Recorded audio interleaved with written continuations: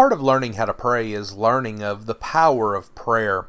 And knowing of the power that prayer has, it teaches us to pray.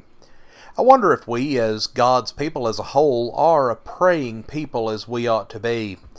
Brother C.R. Nichol once said that prayer is less engaged in today so far as we can learn than in former ages. One reason may be that we have failed to recognize the power of prayer. Forbes Robinson once observed that a man's power in the spiritual world is measured by his prayer life. In this, and in a future lesson, we're going to consider that God does indeed answer our prayers. And then in our next lesson, we'll see some of the erroneous views about God not answering our prayers. But today let's talk about the fact that God does indeed answer our prayers. First, we see that the Bible states that this is a fact. In James 5, verses 16 through 18, we read, "Confess your trespasses to one another, and pray for one another, that you may be healed. The effectual fervent prayer of a righteous man availeth much. Elijah was a man with a nature like ours, and he prayed earnestly that it would not rain, and it did not rain on the land for 3 years and 6 months. And he prayed again, and the heaven gave rain, and the earth produced its fruit." Also in 1 Peter 3 and verse 12 it says, "For the eyes of the Lord are on the righteous, and his ears are open to their prayers. But the face of the Lord is against those who do evil." In 1 John 5, verses 14 and 15, the apostle records, "Now this is the confidence that we have in him, that if we ask anything according to his will, he hears us. And if we know that he hears us, whatever we ask, we know that we have the petitions that we have asked of him." Jesus spoke a parable to emphasize that men always ought to pray and to not lose heart in Luke 18 and verse 1, and at the end of this parable he asked the question, "Nevertheless, when the Son of Man comes, will he really find faith on the earth?" Luke 18 and verse 8. The point that's being made is, will there be people who have sufficient faith to continue to pray? Will people still have faith that God answers their prayers? But also, we need to understand that prayer will accomplish that which is good. James said that the effectual fervent prayer of a righteous man availeth much, James 5:16.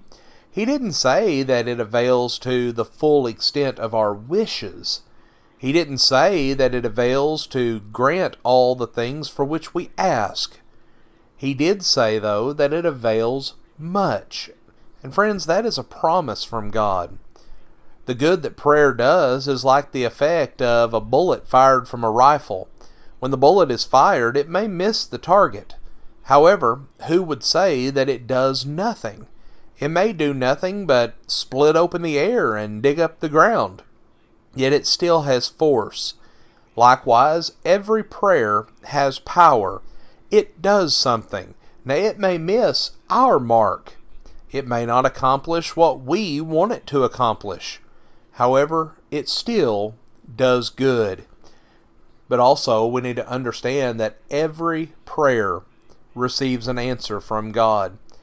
That does not mean that every prayer will be answered immediately, or that every prayer will be answered in the way that we want it to be answered. However, it will be answered according to God's will. When we read that God's ears are open to our prayers in 1 Peter 3 and verse 12, we can be assured that he answers our requests. His answer may be yes, it may be no, it might even be wait a while. But God does answer all prayers. And we also need to accept the fact that sometimes the answer to our prayers is no. Paul prayed 3 times that his thorn in the flesh would be removed, and God's answer was no, 2 Corinthians 12, verses 7 through 9. David prayed that his child would not die, but he did, 2 Samuel 12, verses 15 through 23. And sometimes it may be hard for us to understand why God's answer is no. It may be hard for us to accept that answer.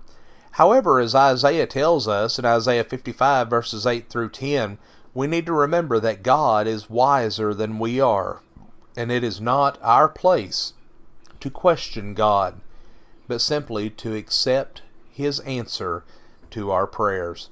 Friends, we thank you for joining us for our program today. Please consider these things and have a blessed day.